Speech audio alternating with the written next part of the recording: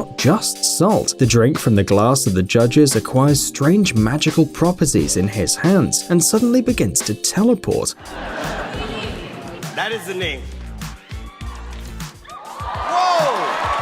Isn't this real magic? Actually, you don't have to pass exams at some magic university to master this trick. All you need to do is prepare a simple fake finger in advance. Magicians often use these kind of props, and for a reason. Watch his hands. When Smoothini opens the salt cellar, the fake finger is on his left hand, and after a second it's in a tight fist. And now if you look closely, the finger ends up on the thumb of the right hand. Voila! And again, it's clenched in his fist. He can keep repeating it as many times as he wants, as long as he has enough material and the audience doesn't notice the dexterity of his hands. By the way, Smoothini himself is drawing the audience's attention to the other hand like a true professional. What can we say? He is the real deal.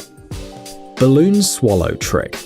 Many of you must have seen in the movies, and maybe even in real life, how illusionists swallow swords and other sharp objects that are not meant for eating. But we're not going to talk about dangerous tricks today, because an ordinary sword can be easily replaced with an inflatable one. Yes, swallowing a balloon is no less spectacular if you do it with a little creativity. See it for yourself. A huge rubber thing that's not supposed to fit inside a person, but the illusionist swallows it so easily, as if the process weren't causing him any discomfort.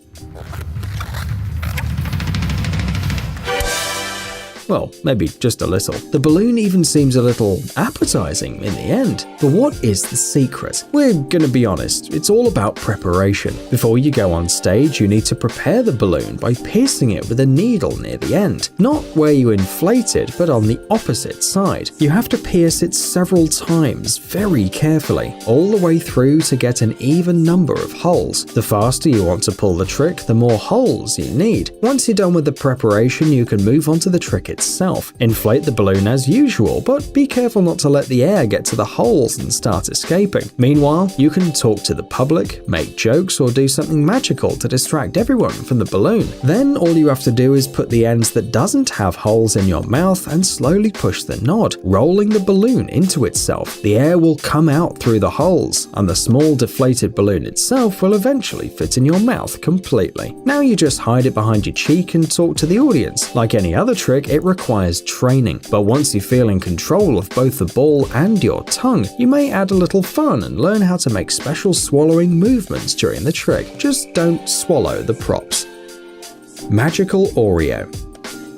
Do you like Oreos? Of course, who doesn't love them? And how do you prefer eating them? Taking a big bite, or maybe as the manufacturers advise, dividing it into 2 parts and licking off the cream? Or maybe you shove a whole cookie in your mouth and then try to tell your family how your day was. Do you eat them with milk or coffee? Maybe tea or juice? Of course, there can be a lot of ways. Some people just eat the cream and then put the cookies back together and return them to the box. What a despicable thing to do. But don't worry, an experienced magician can easily return the lost cream in just a couple of seconds, without magic gestures or spells or a magic wand. The cream just appears, as if out of nowhere. But if you know your magic, you probably know that you can't just create something out of thin air. This rule always works, and this case is no exception. But you can pull this trick if you use special Oreos with marshmallow instead of cream. You can actually buy these cookies ready-made, but if you don't want to spend any money and your career as a magician is just beginning, you can also do it all by yourself. It's much easier than it seems at first glance. After all, marshmallows are very soft, which means that they can be squeezed to make it seem like there's no cream between the cookies, and then slowly relieve the pressure, and the filling seems to magically appear.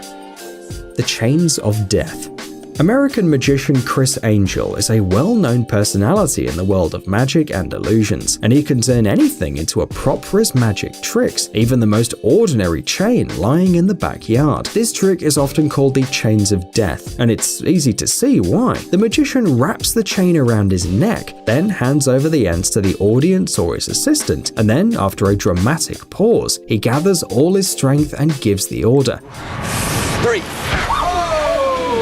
The chain is then pulled from both sides, but it just falls off the neck of the magician without causing him any harm and without breaking. Fascinating? Hell yeah. And imagine how much tension the audience feels. However, this trick is not as dangerous as it may seem at first glance. Like in any other trick, it's all about dexterity. The chain is real and can be made of the most durable material. The secret is in the way the wizard wraps it around his neck. If you look at it from the viewer's side, it seems that the chain has been wrapped really tightly around the neck several times. But if you change the angle of view and look from above, it becomes clear that the back of the chain forms a loop. So the chain doesn't encircle the neck at all, it just rests on it to create an illusion. Then you just need to convince your spectators you're risking your life. A few deep breaths, a frown, a sharp jerk, and done. You are an amazing true wizard.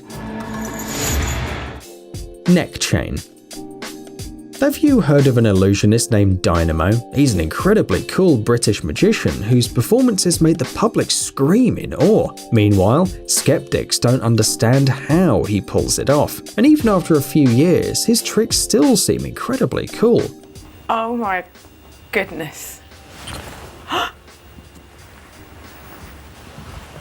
For example, this trick with a chain that literally cuts through the magician's neck. Please consider stepping away from the screen if you're faint-hearted, because it looks quite disturbing. Look closely. Here's the magician opening the chain, and voila, it's right under the skin. Oh, don't do that! Oh my God.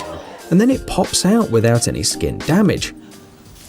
Oh, flippin' heck, Tucker! But the most surprising thing is that there's a mint on the chain, and Dynamo just chewed it up. Real magic. But in fact, it's a little more complicated than that, and that's why it's more interesting. As you have already probably figured out, one of the most important aspects of any trick is the setup. Dynamo probably has some special secrets and supplies, but in this case, a simple glue stick will do. You need to apply it to the neck, and then press the chain or thread to the skin very tightly. It may be a little unpleasant, but magic does require sacrifice. Just a couple of seconds and it seems that the thread or the chain is literally cutting through your throat. Don't forget to show how much you suffer though. But what about the mint, some of our viewers will ask? Well, it's pretty simple. You'll need 2 mints, one for eating and the other one for hiding your hand along with the chain. You see, there's more chain in his hand than necessary. Well, the rest is just a matter of agility and practice.